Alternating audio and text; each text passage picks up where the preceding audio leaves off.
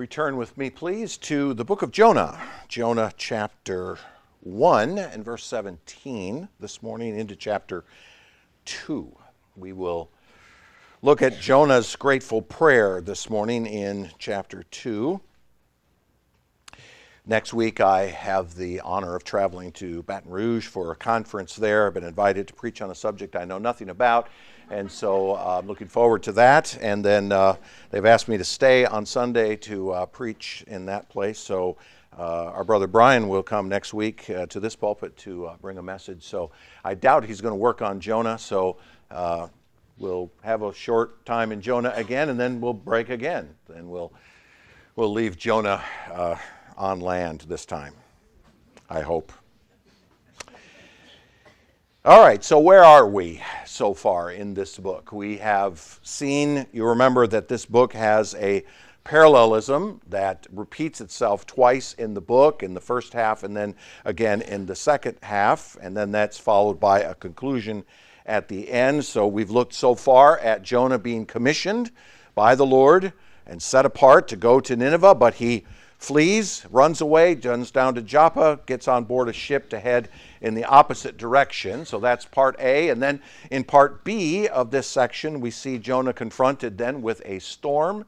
And then the sailors eventually realizing, even by his own confession at one point, that it is his fault. And so they send him into the sea. And we remember this is God's sovereign action to return Jonah back to where he was supposed to go in the first place. This is God's providence overriding Jonah to accomplish the purpose that he has in Nineveh. All right, so that was part B of the first part, and now we come to part C of the first part, which is Jonah's grateful prayer, which begins in verse 17 and continues to the end of chapter 2. Now, this structure will be repeated again in the second half. So when we start into chapter 3, we'll just start that over again. And ironically, strangely, interestingly, whichever way you want to put it, that structure of ABC, ABC appears in this prayer as well. It shows up here in the same kind of repetition. So in this case, what we see is Jonah's recognition that his choices and actions were sinful, for no one can thwart the plans and purposes of God, even if it means being swallowed by a fish. So we come to verse 17.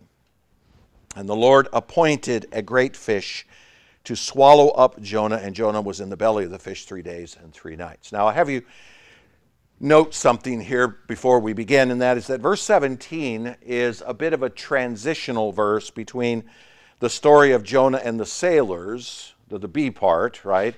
And then this part here is grateful prayer, the C part. So it finishes the story of the sailors, and it begins the story of Jonah's grateful prayer. So it's kind of 1 foot in one section, 1 foot in another. Okay, so I've included it in both B1 and C1. So you will notice that verse 17 was included in last week's outline, but it's also included again in this week's outline because it kind of crosses between both.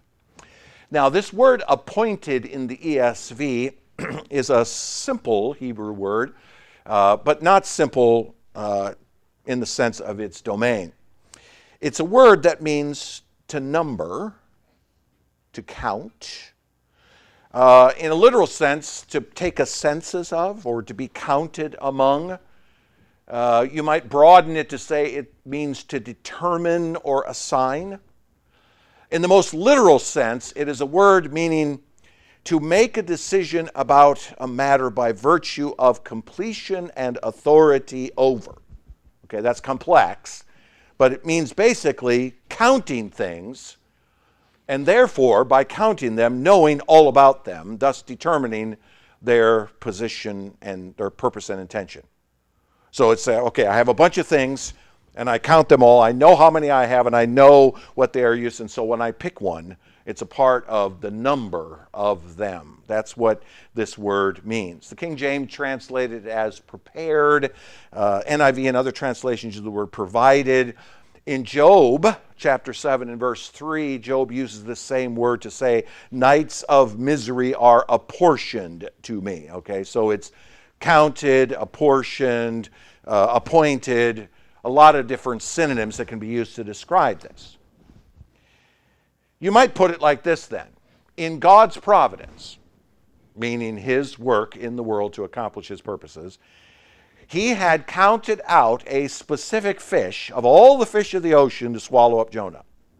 He had picked one of the billions that are in the sea, right? He picked one out. He had purposed one specific fish. The fish was determined and used by God, in this case, as a primary means of accomplishing his providential intentions, right? When we think of primary means, we think of something that God himself directly uses to accomplish something in this world. A secondary cause is something that somebody else uses and God uses it through them. This is a primary means. This is a right God taking something specific. Now, interestingly enough, this word appears 3 other times in this same book. 3 other times in Jonah, this same word appears. You see it in chapter 4, verse 6 in regards to a plant that God appoints. You see it in verse 4:7 about a worm that God appoints. And then in 4:8, you see it as a wind that God appoints. So in 3 straight verses in chapter 4, you'll see the same word. God appointed, God appointed, God appointed. It is a word that clearly represents God's sovereignty over aspects of his created order. This is a word that's being used to say that God has picked something specifically, appointed it, set it aside, counted it, and said, this is mine, and I'm going to use it. I'm going to accomplish my will in and through this thing in and around Jonah. The fish was not an accident. The fish coming along and swallowing up Jonah at some point here was not an accident. Just like the storm, you remember, earlier in chapter 1 was not a coincidence. Chapter 1, verse 4, it says God hurled the storm at the boat. So it wasn't just an accident. It wasn't a coincidence. It was an action on the part of the Creator God, the living God, who purposed out something specific to take place in the life of Jonah. God appointed a great fish to this task. All right? Now that sounds non-controversial, right? But it's extraordinarily controversial. You mean God can act in time and space to do what he wants and he doesn't ask for our opinions about it? So I'll put it this way in terms of a principle. God will, at times, intervene directly in the affairs of human beings to accomplish his purposes. Now again, that should be non-controversial, but it's not. And I wonder how many of us really believe that, or better want to believe that. God can intervene, of course, in the lives of individuals. He can intervene in us corporately, for example, as a church or some other sort of society, or he can even intervene nationally. Entire nations can come under his control and his purposes in time and space. In fact, that's going to be the primary point I'm going to be making next week in Baton Rouge. Because he is God, he is utterly free to do so, and no human dares question his intentions. Have you heard that before? Job 42:2. Remember? Oh, I know that you are God and can do whatever you want, and no one can question your purposes or stay your hand.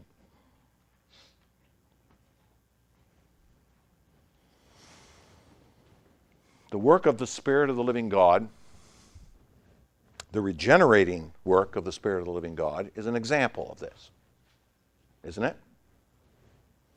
For God, the Spirit, to intervene in the life of the reprobate man through an effectual call of the gospel, responding to the gospel, is a work, a primary work, and appointment of God. Contrary to what our synergist friends say, that God just stands there and watches and hopes that we make a decision. Nope. The Bible is clear. Jesus himself was clear in John 3 that the Spirit of God can act to to bring a man, a woman, a child out of their reprobate state and bring them to faith in Christ. And he can do that directly and without your opinion. People often say, well, you Reformed people don't believe in miracles. And we say, the greatest miracle that ever happened was when God takes out a heart of stone and puts in a heart of flesh. You want to talk about miracles, there's a whole room full of them here. God can work, because without his work, no one can be saved. I mean, this is an excellent example. What's going to happen to Job if God doesn't intervene? What's going to happen? Come on. You know, he's going to drown here. This is it. He's not 3 miles from shore. He's probably many miles from shore. He's going to drown here. God intervenes and saves him from his own rebellion, which becomes, by the way, the very confession of Jonah in the fish. We'll see in a moment.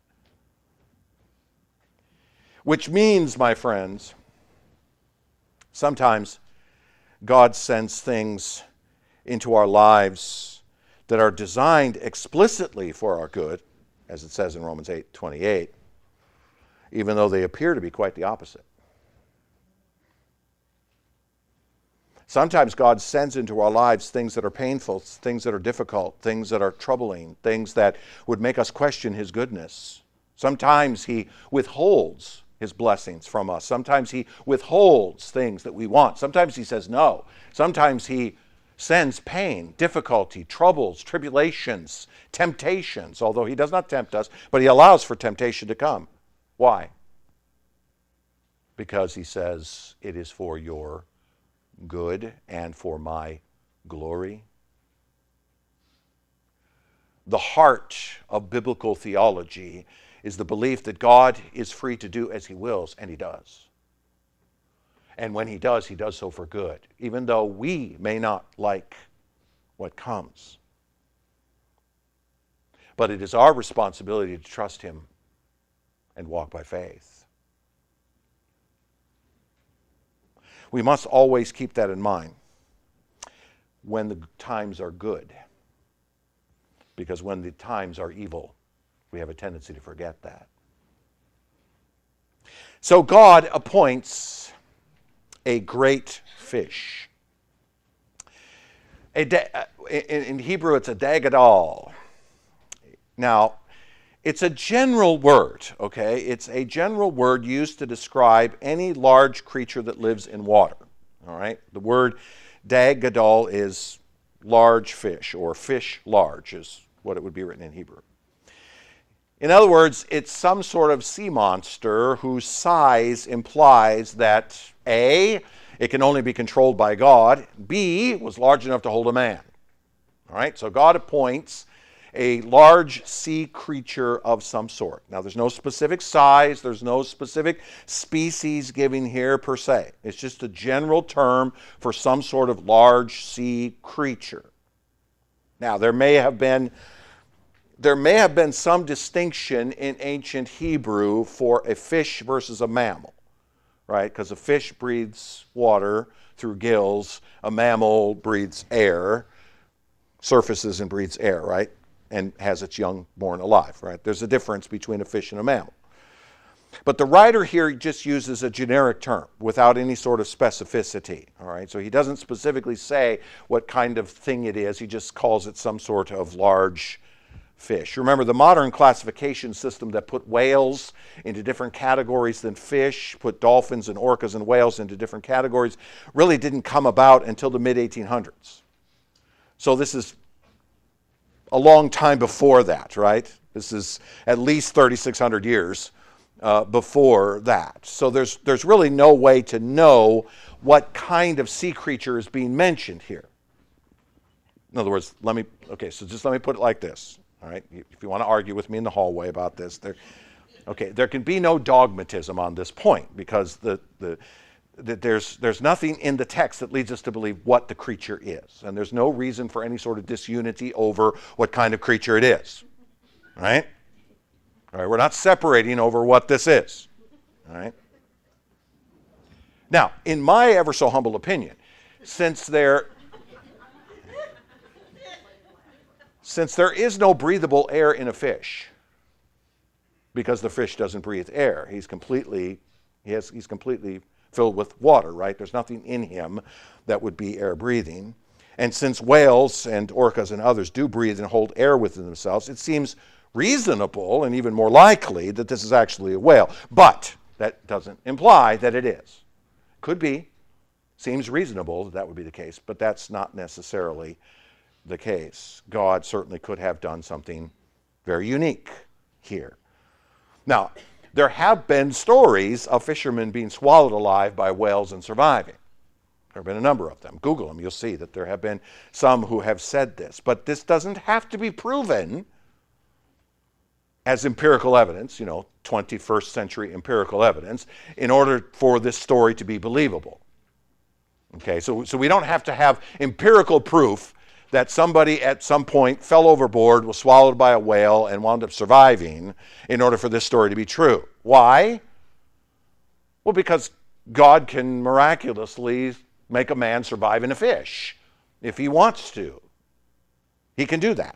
I mean, after all, he started a big storm and threw it at the ship. Why can't he make up a fish that will swallow up Jonah? Remember, this event is, as we said, appointed by God, implying that he might have done this simply by miracle, something never again repeated in the history of humanity. A giant fish of some sort of sea creature, some sort of creature that lives in the water, scoops up Jonah from his flailing there in the water and drags him back to dry land. All right, so we don't really know what kind of a creature it is. What we do know is that God appointed it and Jonah survived in it. Now, let me just tangent here for a moment to some symbolism that comes out of this, all right? And it produces some controversy, as you'll see. Jesus references Jonah in the belly of the fish as an analogy. All right? He uses it as an analogy regarding his own resurrection. Over in Matthew chapter 12, you see this. He says in Matthew 12:38, some of the scribes and Pharisees answered him, saying, "Teacher, we wish to see a sign from you." It's the constant refrain of humanity, right? Give me a sign and I'll believe it. But he, that is Jesus, answered them, and he said this, "An evil and adulterous generation seeks for a sign, but no sign will be given to it except the sign of the prophet Jonah." All right, so he makes a reference to Jonah there. "For just as Jonah was 3 days and 3 nights in the belly of the great fish, so will the Son of Man be 3 days and 3 nights in the heart of the earth." So he makes an analogy. The Pharisees come to him and they demand a sign. Okay, show me that you're the Christ. Prove it. Even though apparently all of the things he had been doing up to that point didn't count.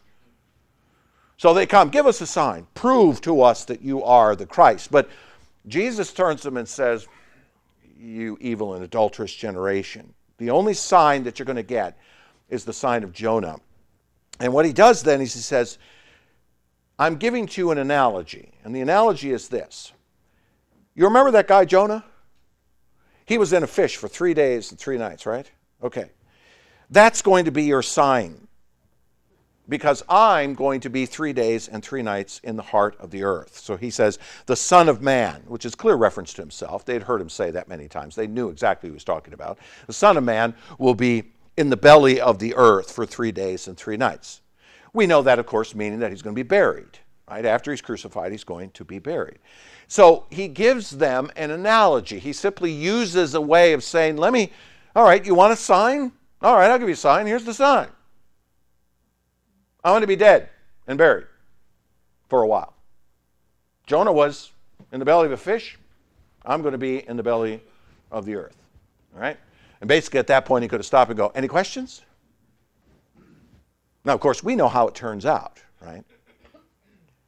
In other words, the sign that they request will be the sign of his resurrection. Because the time implies something will happen at the end of it, doesn't it? You say 3 days and 3 nights. That implies that at the end of 3 days and 3 nights, something happens. And so the sign, Jesus says, is just as something happened to Jonah, something's going to happen to me. Now, he doesn't say what it is, right? But we know what it is. We know.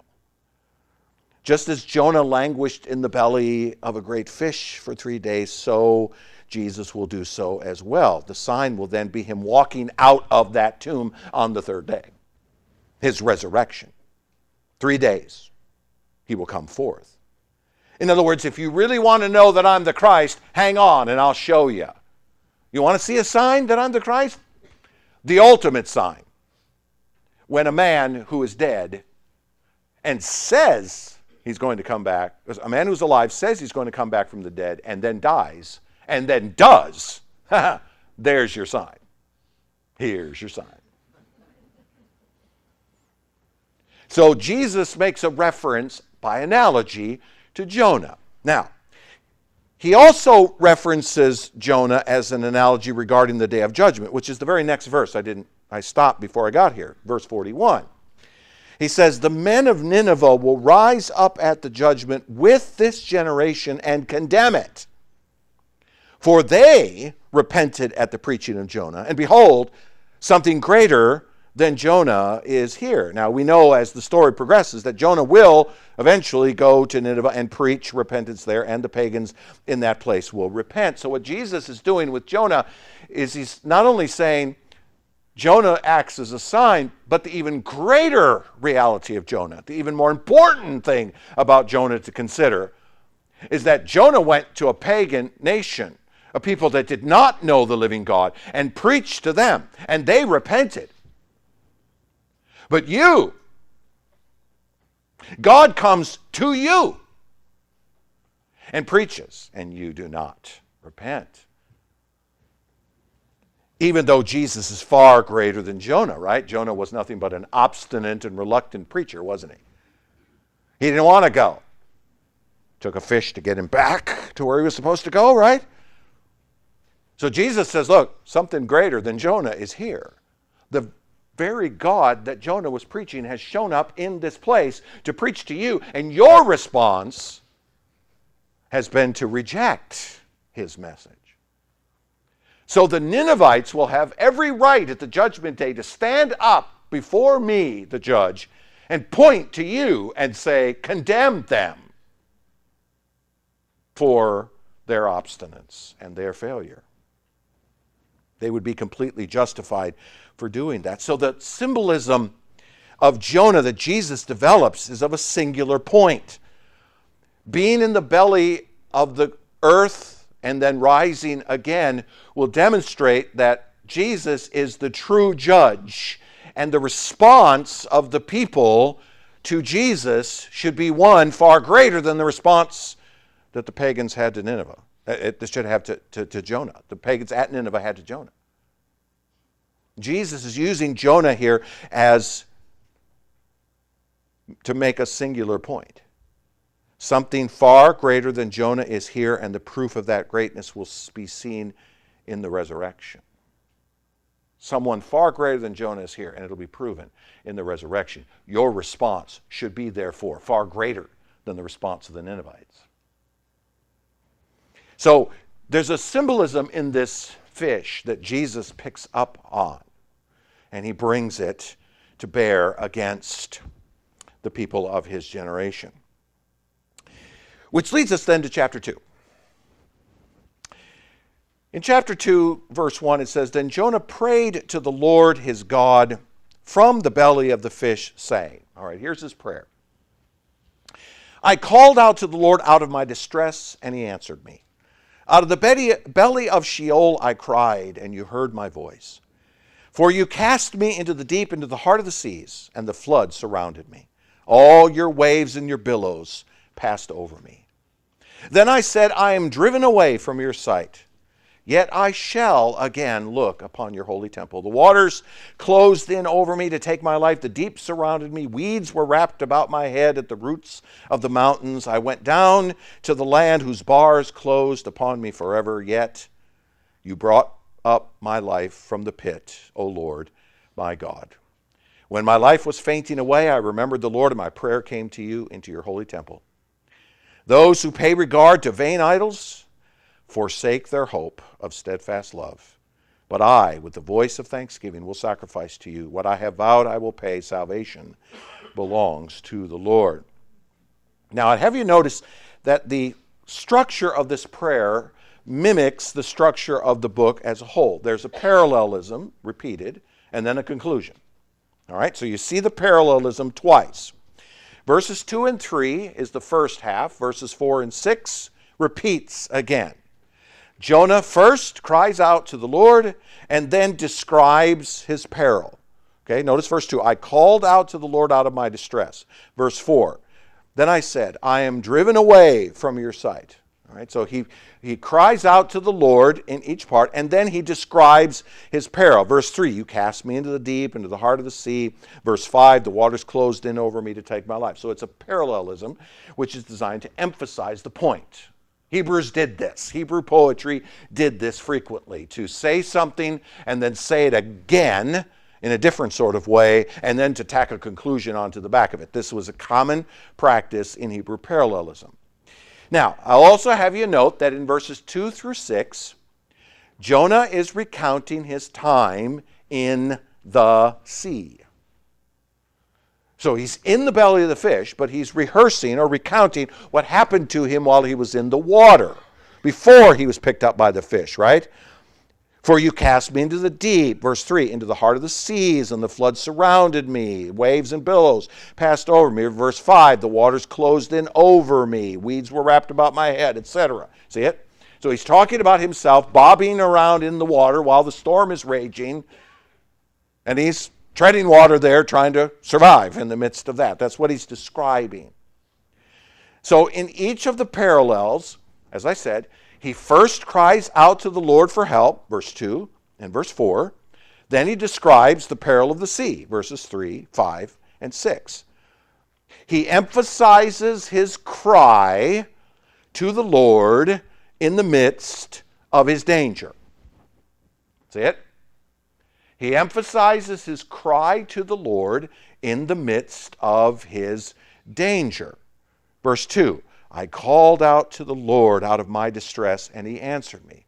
Verse 4, then I said, I'm driven away from your sight, yet I shall look again upon your holy temple. See, he recounts each time what he said in the water as he's being, as he's in danger of drowning. He's in the midst of this tumult in the sea, and he cries out to the Lord for help. So now, in the fish, Jonah admits that God answered his prayer to save his life. See it? This is what I experienced. I was in the midst of the trouble. I was in the midst of the waves. I had weeds wrapped around my head, and I was going down for the last time. I was going down to the land whose bars closed around me forever. I was going to the pit, to the abyss. And I cried out to the Lord. And he answered me. He answered my prayer to save my life. So it's a direct confession. He says, I deserve to die for my rebellion. I deserve to die for my rebellion against you, O God, but you answered me. Now, I think in verse 2, I called out to the Lord out of my distress. The word distress there probably means not only the fact that he is distressed by the fact that he's about to drown, but distressed by the fact that he had been in rebellion against God, which is why he's in the sea to begin with. So he cries out of his distress, out of his rebellion. But, he says, you answered me. Verse 2, and you brought up my life from the pit. Verse 6. I was in the midst of distress, and I called out to you, and you answered my prayer. So there's a direct confession in these words. A direct confession. I was rebellious against you. But there's also an implied confession. When he says, I shall again look upon your holy temple in verse 4. And meaning, I confess that I ran away from your holy habitation. I rejected your sovereign rule. I failed to bow down to you in obedience. Because the man who doesn't run away from the temple is being obedient, right? So to run away from the temple is to confess, yes, I was in rebellion against you. I was running away from your holy habitation. So the greatest part of this prayer is simple. It's not a very difficult prayer. It's a prayer of confession. This is what was happening to me, and I know why it was happening to me. I understand exactly why I was in the midst of this trouble, because I had rebelled against you, and I deserved to be in the sea. And so when I cried out to you, you answered me. Now, I have to do something here I really don't want to do, and that is I have to address a question that's posed by some in relation to this passage. Did Jonah, in fact, die and then was then raised to life by God and sent on to Nineveh? All right, there are some who bring this up. And specifically what they do is they go back to the passage I read out of Matthew 12 in regards to what Jesus was saying in terms of his parallel to Jonah. And what they say is, well, the question is really, is Jesus equating himself being dead in the heart of the earth to Jonah being dead in the belly of the fish? Okay? And there's some who want to insist that in order for the analogy to work, you have to have Jonah dead in the fish in order to have Jesus dead in the earth. The parallel works. In other words, is Jesus actually revealing here that Jonah was dead in the fish? Okay, that's the question. I have to address it, like I said, because some people bring it up, and there have been some here, even in this own church, that have brought it up, so I got to address it. And additionally, can this idea be gleaned from certain evidences within Jonah's prayer itself? For example, 3 examples. In verse 2, Jonah spoke of being in the belly of Sheol. Sheol is the place of the dead, right? In verse 6, he went down to the land whose bars closed upon me forever. Does it imply, is Jonah implying that he had gone down in the water and drowned into the place of the pit below? And when he says that the Lord brought his life up from the pit, in the end of verse 6, does that imply that he was raised from the dead? That he had actually drowned in the sea and the fish comes along and scoops him up and he's raised from the dead, either within the fish or when he's coughed up on land? Is Jesus, in other words, is Jesus actually revealing here what should have been clear from the story, that Jonah died in the water and was resurrected by God? That's the question. Is this a death story and a resurrection story, which would make Jesus' parallel so much more significant? And the answer to the question, to state it simply, is no. And I say no because I'll base it on a consistent exegesis. All right? A consistent exegesis would suggest no, and there's a number of reasons why. First, in this chapter, it says that Jonah prayed to the Lord from the belly of the fish. Dead men don't pray. So he is making his prayer alive from within the fish itself. Now, some will say, well, yeah, he died in the water, but the fish scooped him up, and then he was raised inside the belly of the fish. But the problem with that is there's no mention of Jonah dying before the prayer in the text, right? Nothing in chapter 1, verse 17, or even before that, would indicate that Jonah had died. So from an exegetical perspective, from within the text itself, there's nothing in the text that would lead to that conclusion. Secondly, the various phrases that I mentioned above about going down to Sheol, into the pit, those sorts, into the abyss, that sorts of things. Okay, that kind of language can actually be references to the fact that Jonah was in grave danger in the water to the point of nearly drowning, but not actually drowning. A man can say, I was going down to the pit. But that doesn't imply that he died. Certainly the language could be that Jonah is simply reflecting upon the grave nature of what he was experiencing, that if the Lord had not in fact come along and rescued him, he would have died. Okay, he's willing to admit that. And so he's using somewhat hyperbolic language to talk about going down into the pit with weeds wrapped around my head and, I'm going to the abyss. Well, that's the kind of language a dying man uses, doesn't he? And so you don't have to make an exact equation of that language in order to make the point. In fact, even the phrase, the belly of Sheol, the place of the dead, could simply be a way of saying the place where dead men go, meaning that's where I was headed while trying to survive. I was headed to Sheol. I was headed to the place of the dead. That was the path upon which my life was going. Doesn't have to mean I made it there. It only has to mean that's where I was going. But thirdly, the comparison that Jesus makes between himself and Jonah does not have to imply equality. It doesn't have to. Jonah does not have to be dead for Jesus to use the story as a comparison. Right?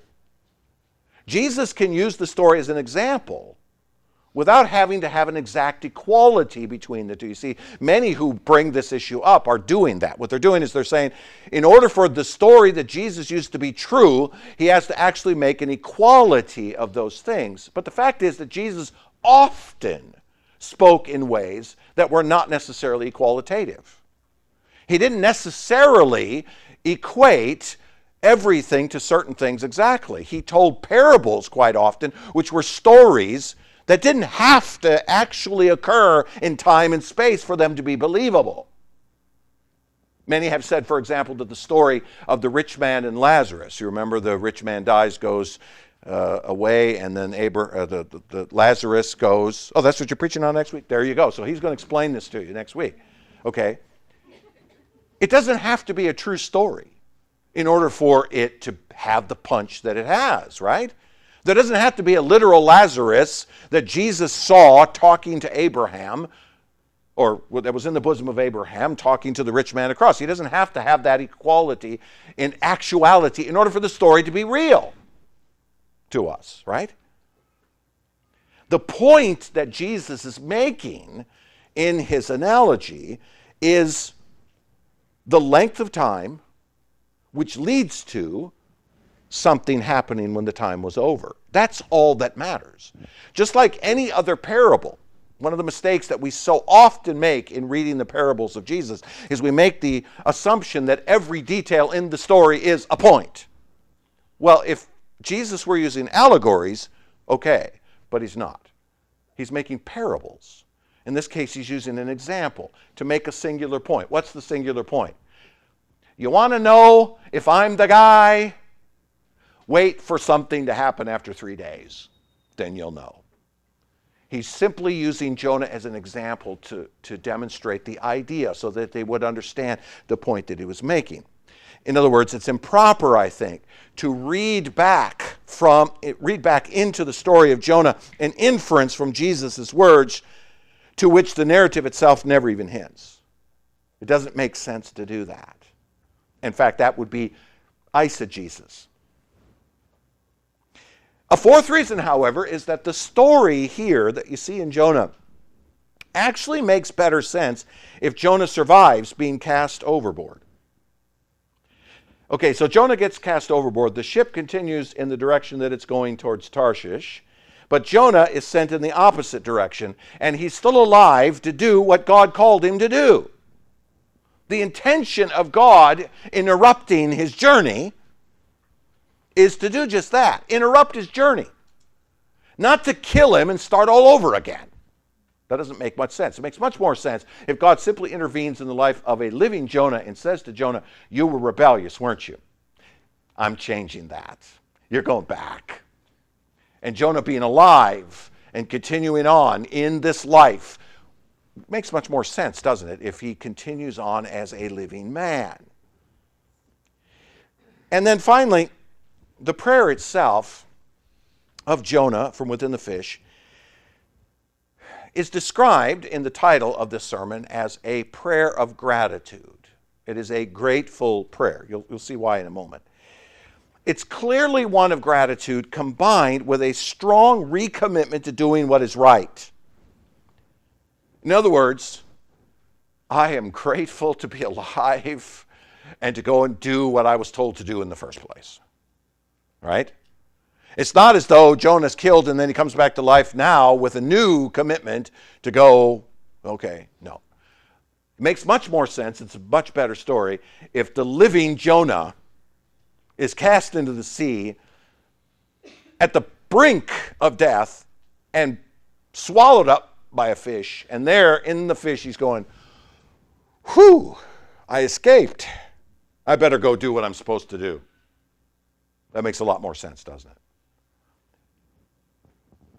In other words, as we saw above, Jonah confesses that God has in fact intervened for his good purposes in Jonah. So in other words, I don't see from either Jesus or Jonah any evidence at all that Jonah died. And in fact, quite the opposite is much more likely. It seems that Jesus is simply using Jonah as an example. The details are not that significant other than the 3 days, and even the 3 days is not all that significant. What matters is that something happened at the end, which is what Jesus is pointing to. There's nothing in the text that leads us to believe that he died. So we lay that to rest.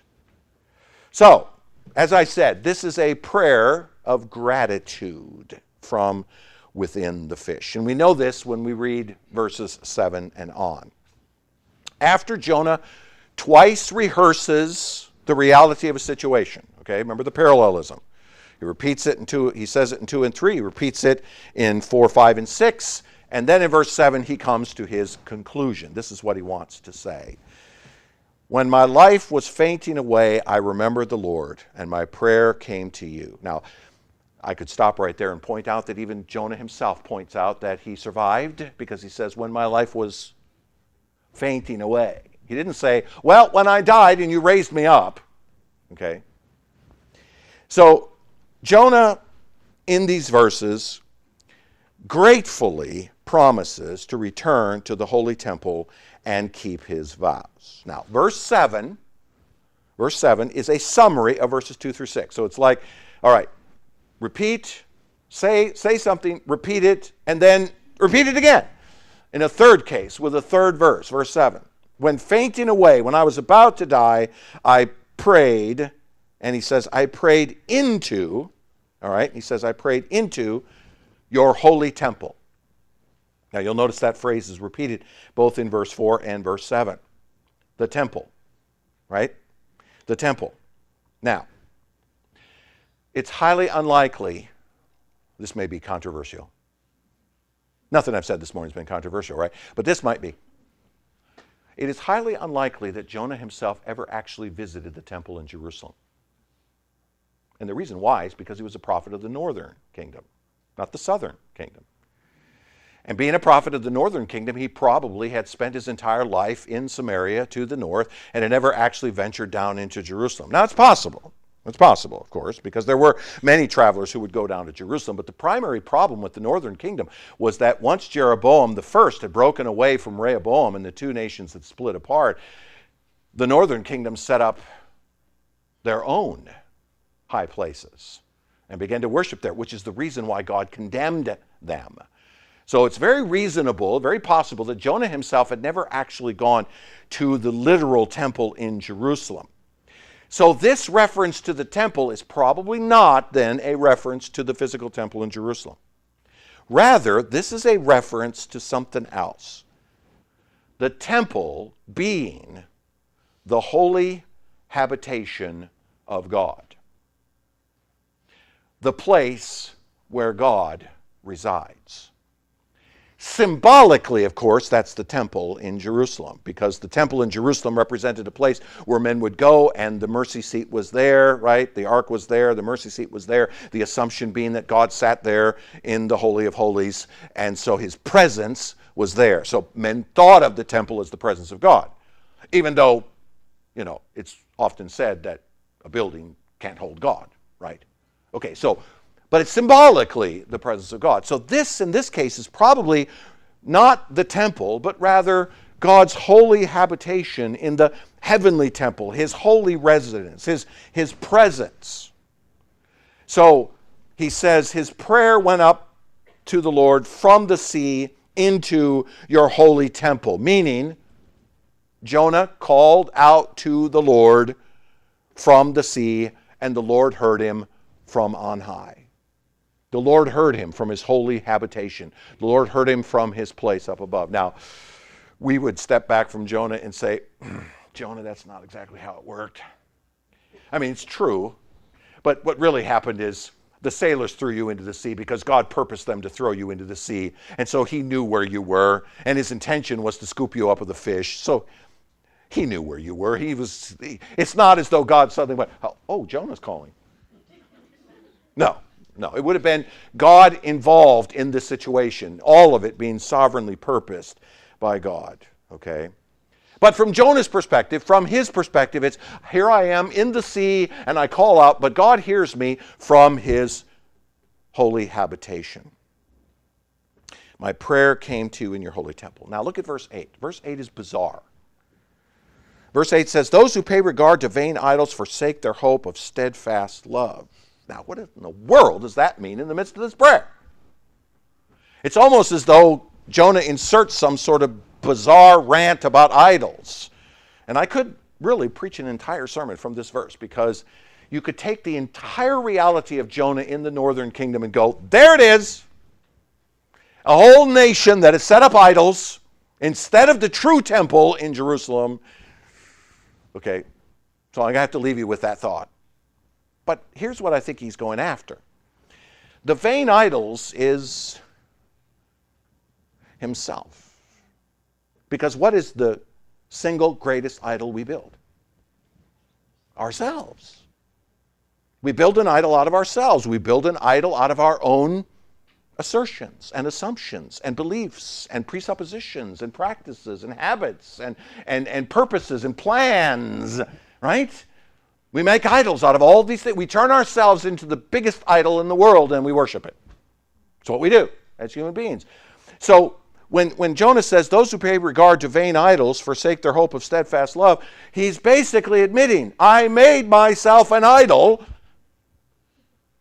and therefore I sacrificed the steadfast love of God. A man about to drown in the middle of the sea can say with honesty, I don't really feel the love of God here. Right? So this is what he's saying. He's saying, I was under the idol of self-determination. I decided what I'm going to do. You remember him sleeping soundly in the bottom of the boat? Right? In the midst of the storm? You remember how convinced he was that he was right? He had set himself up as an idol. He had set his own self-determination up as an idol. I will not go to Nineveh. We're done. So it's a confession that he had made himself into an idol, that he had forsaken God's steadfast love. Instead of obeying God and being blessed, he found himself nearly drowning. Instead of admitting God's purposes and God's plans, he turned himself into an idol and went the other way. So in verse 7 he says, I cried out to the Lord and you heard me from my holy temple, and I confessed unto you that I had made myself an idol and I had forsaken your steadfast love, which leads him to verse 9. I will sacrifice to you with the voice of thanksgiving. I will sacrifice to you what I have vowed. I will pay. Now, this is not a literal sacrifice, okay? Again, this is not an assertion that as soon as Jonah winds up back on dry land, he's going to build an altar and make a sacrifice. Okay, that's not the assumption, all right? The assumption rather is, I'm going to do what is right. I'm going to sacrifice my desires for yours. I'm going to sacrifice my intentions, my desires, my plans for yours. I really don't want to go to Nineveh, but I will. I will do what I have promised to do. By the way, you see that he says, what I have vowed I will pay. When did Jonah make a vow to do anything? Well, he didn't, did he? Yet at the same time he had. Because as a prophet of Israel, as one who had been called by God, he had in fact made a vow. His vow was to do what the Lord God had commanded him to do. So Jonah was one of those typical human beings that said, as long as it's good and fun and interesting, I'll do it. But when it cuts against the grain, not so much. So he's saying, I will do what I know I ought to do, and I will go where I know I ought to go. I will do what is right. It's a statement of commitment. Instead of running away, I will go where you tell me to go. And I will do it, verse 9, with a voice of thanksgiving. I will do it with an attitude of gratitude.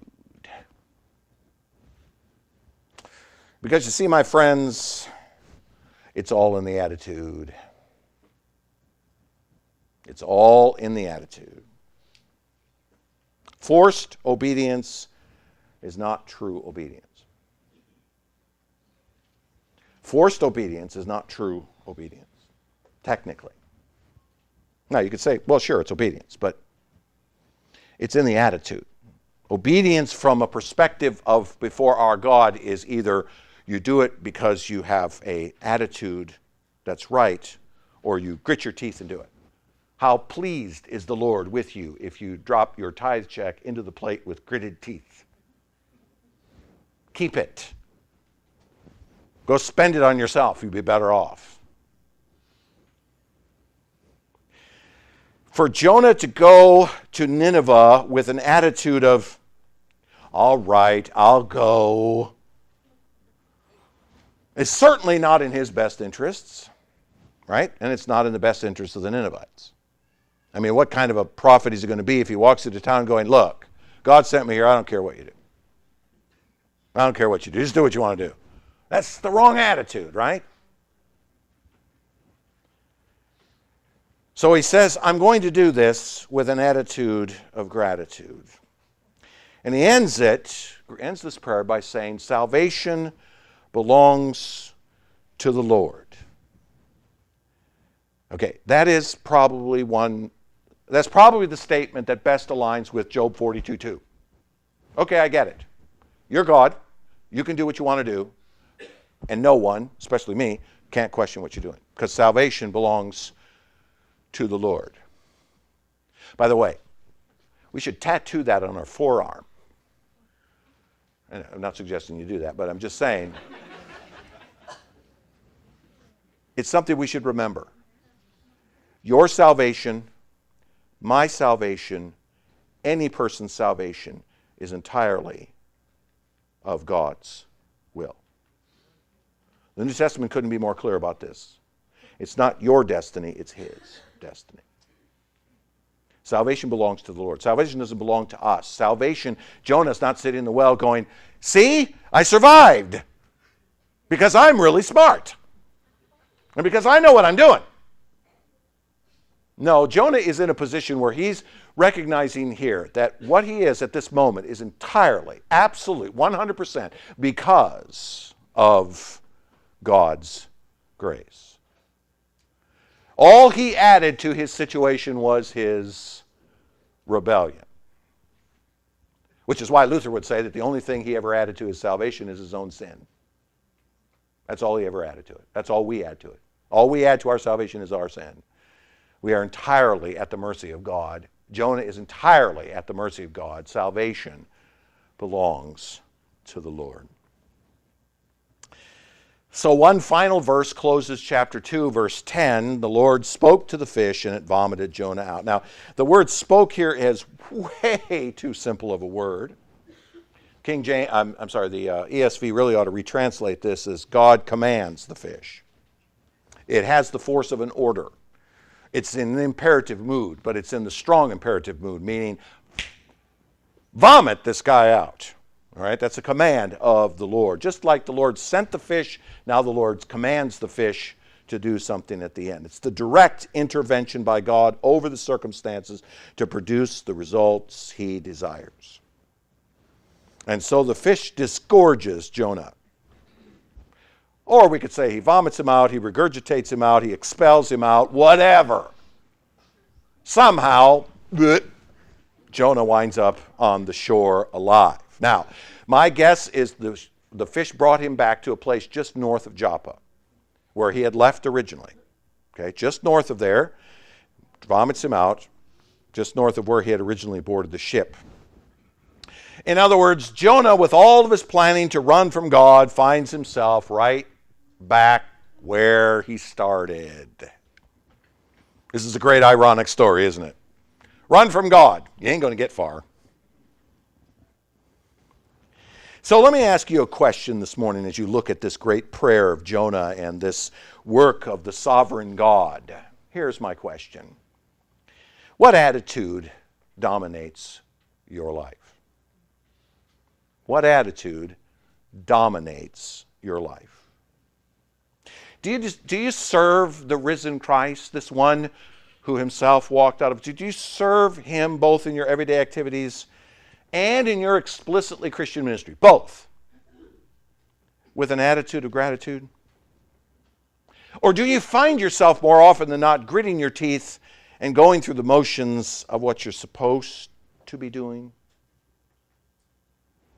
In other words, do those around you see you do your job, or teach your children, or mow your lawn, or finish your homework, or serve in the nursery, or preach a sermon with a visible sense of great gratitude?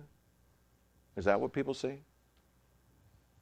When they look at me when I'm mowing the grass, do they see gratitude? Or when I'm preaching a sermon, do they see gratitude?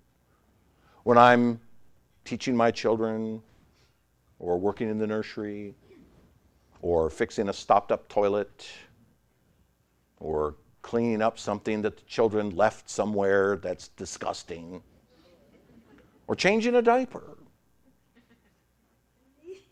is it an attitude of gratitude that you do it? Or is it just...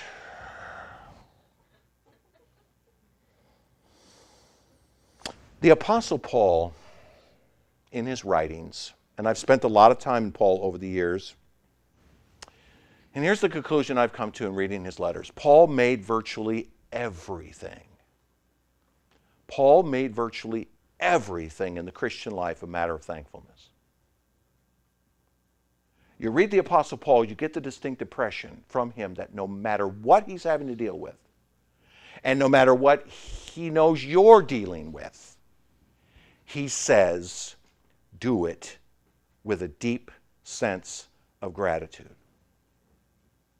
Do it with a deep sense of gratitude because the Lord has rescued you from the sea. All of us can say these words in this prayer. All of us can say, out of the belly of Sheol I cried. All of us can say, you cast me into the deep and the flood surrounded me. All of us can say, I was going down to the land whose bars closed upon me forever. The deep is surrounding me. All of us could say that because that's where we were spiritually in the sight of a holy God. That's where we were. And God sent a fish. He sent a great fish. His name is Jesus Christ. And he took us to the belly of the earth with him. He took us with him as he went into the deep. But then he came out again, and we came out with him. So our lives should be filled with a sense of gratitude. We should be the first people who are thankful for everything. Even as Paul says in Colossians chapter 3, let the word of Christ dwell in you richly, teaching and admonishing one another in all wisdom, singing psalms and hymns and spiritual songs with thankfulness in your hearts to God. Does that characterize your life? Now, everybody looks at that verse and goes, well, that's about worship. No. No, that's about every day. That's about Monday as much as it is about Sunday. Whatever you do in word or deed, do everything in the name of the Lord Jesus, giving thanks to God the Father through him. For everything, good or evil, that comes into your life. Not easy to be thankful when the doctor says cancer, is it? Not easy to be thankful when someone dies. Not easy to be thankful when the Lord says no to something that you really desire, that would be good and honoring to him. Not easy to be grateful. But that's what we are to be. Because something far greater than any of those things has happened to us. We have been raised from the dead. Jonah was virtually dead. We were actually dead. And he saved us. And that should be our attitude all the time.